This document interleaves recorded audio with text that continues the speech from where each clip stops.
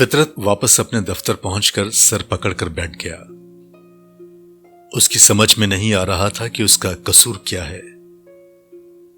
سرکاری کاموں کی حد تک وہ ٹھیک ٹھاک چل رہا تھا، لیکن غیر سرکاری اور اضافی کاموں کے لیے ہر طرف سے اسے جھاڑیں پڑ رہی تھیں۔ قبل اس کے کہ فطرت کسی نتیجے پر پہنچتا، شمسی پھرتا پھراتا اس کے پاس چلا آیا، کہنے لگا، کیوں بھائی، بڑے فلسفیانہ موڈ میں بیٹھے ہو؟ خیریت تو ہے؟ بس یوں ہی۔ یار مجھ سے بھی چھپاؤ گے تو بوجھ کس کے سامنے ہلکا کرو گے؟ بولو کیا بات ہے؟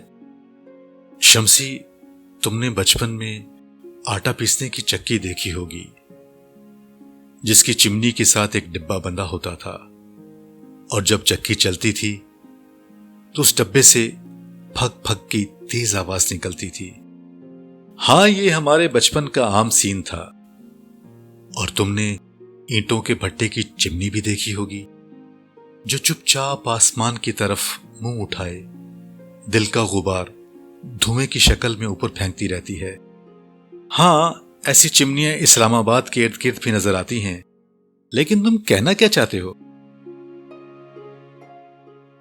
میں محسوس کرنے لگا ہوں کہ میں ایسی چمنی میں بدل گیا ہوں، جو نہ آٹا پیسنے والی چکی کی طرح پھک پھک کر سکتی ہے، اور نہ بھٹے کی چمنی کی طرح دھواں باہر پھینک سکتی ہے۔ بس ہر شے اندر ہی اندر، ہر غم اندر، ہر اندوہ اندر، سہتے رہو، سلگتے رہو، مگر بولو مت، کہو مت۔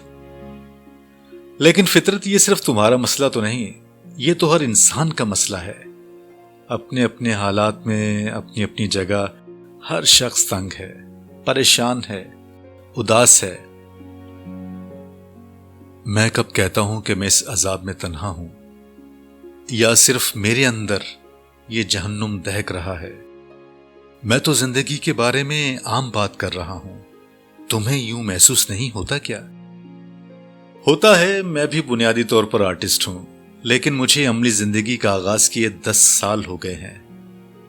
میں نے اپنا رویہ خاصی حد تک بدل لیا ہے، بہت آرام سے ہوں،